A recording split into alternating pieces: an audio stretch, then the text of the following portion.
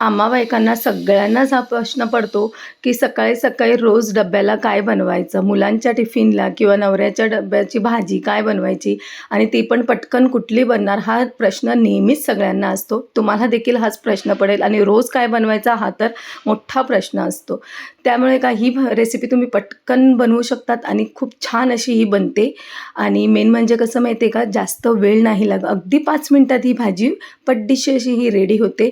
त्यासाठी आपल्याला इथे 2-3 चमचे तेल गरम करायचं आहे, 1 चमचा जिरं घालायचं, 1 चमचा राई, 3-4 कढीपत्ता, थोडंसं हिंग घालायचं आहे. तेलामध्ये हे व्यवस्थित परतून झालं ना, की मग आपल्याला ह्याच्यामध्ये 2 बारीक चिरलेले मी इथे बटाटे घेतले आणि अर्धी वाटी इथे मटार घेतलेले आहे. आता बाजारामध्ये तर मटार बऱ्याच प्रमाणाने अवेलेबल आहेत आणि मेन म्हणजे कसं ह्या सीझनमध्ये मटार भेटतात तर भरपूर त्याचा लाभ घ्यायचा. म्हणून ही रेसिपी तुम्ही नक्की बनवा आणि मेन म्हणजे पटकन अशी बनते, जास्त वेळ न लागता.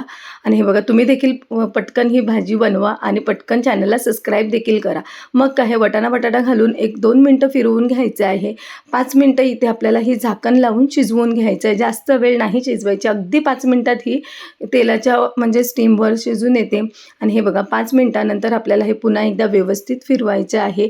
मग याच्यामध्ये जे आपले बेसिक घरचे मसाले आहेत ना तेच घालायचे.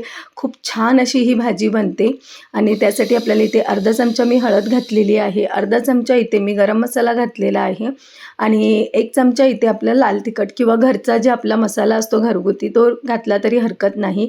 आणि हे सगळं आपल्याला वाफेवर म्हणजे पाणी न घालताच बनवायचं. जर तुम्हाला ग्रेव्ही पाहिजे असेल तर तुम्ही इथे पाणी घालू शकता. मग काय चवीनुसार मीठ घालायचं आहे. पण मी इथे सुक्की भाजी केलेली आहे. खूप छान ही बनते आणि पटकन अशी बनते.